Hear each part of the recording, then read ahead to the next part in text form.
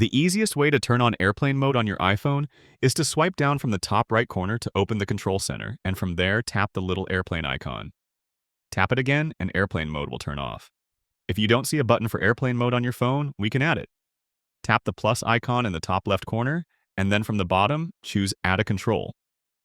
You'll see a list of all the different buttons that can be added to your control center. You can type and search, or scroll down until you see what you're looking for.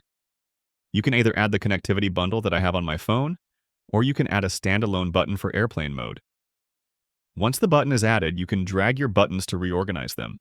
Control Center has multiple pages, so you're not limited to the first page. Another easy way to turn on airplane mode is through the settings.